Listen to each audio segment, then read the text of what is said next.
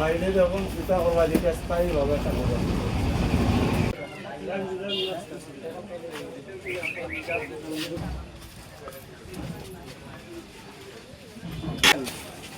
না এটা আপনি আমার আগে যদি আগে বলতেন।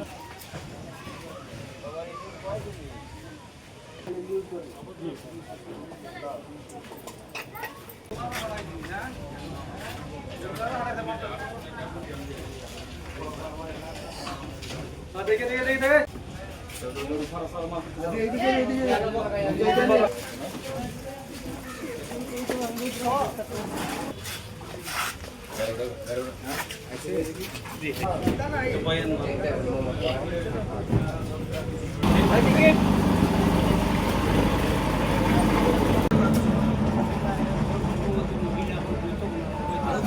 এখানে আমার ছোটখাটো একটা অফিস আছে। আমি প্রত্যেক দিনই আই, দেখা যায় যে আপনার স্কুল কলেজ ছাত্রছাত্রীর অনেক দুর্ভোগ হয়। বৃষ্টির সময়, রোদের সময় তারা দাঁড়াইবার কোনো জায়গা নাই।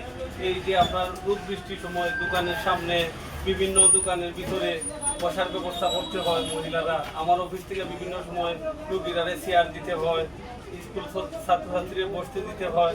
দেখলাম নিজে থেকে চিন্তা করে যে একটা যাত্রী আমার নিজস্ব অর্থায়নে আমার তৌফিক অনুযায়ী আমি একটা যাত্রী চালু করে দিছি মানুষের সুবিধা লাগে। এই সুরমা ইউনিয়ন লাগাইয়া আপনার 4-5টা ইউনিয়নের মানুষ পারাপার হয়। আমি দেখলাম যে তার সুবিধাটা বেশি দরকার। আমি চাইছি যে এটা মানুষের উপকার হইতো, উপকারের লাগি এই যাত্রী চালু করে দিছি। এবং আমি আমার এমপি মহোদয় এবং বর্তমান সরকারের কাছে আমার দাবি, কেন স্থায়ীভাবে একটা যাত্রী সামনে দরকার। একটা ভিড় জমে যায় প্রত্যেকটা দিনে, হ্যাঁ প্রত্যেক বেলায় এখানে একটা ভিড় জমে যায়।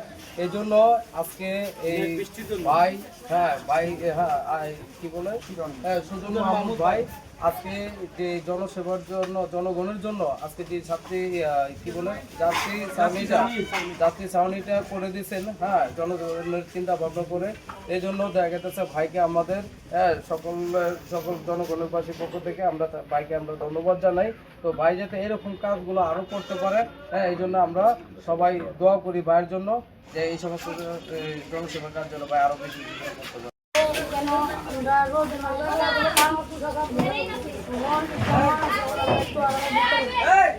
আমরা উত্তর এলাকার দীর্ঘদিনের দাবি ছিল একটা যাত্রী ছাউনি।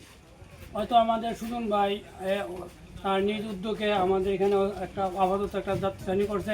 এতে করাতে আমাদের অত্র এলাকার 3-4টা ইউনিয়নের মানুষজন যাতায়াত করে, বৃষ্টি বাদল আসলে অনেক কষ্ট ভোগ করে। কিন্তু এখানে দেখা গেছে এখন যে ছাত্রীরা রয়েছে এখান থেকে, এই কারণে এরা একটু শান্তিতে অথবা না করার জন্য অপেক্ষা করতে পারবে।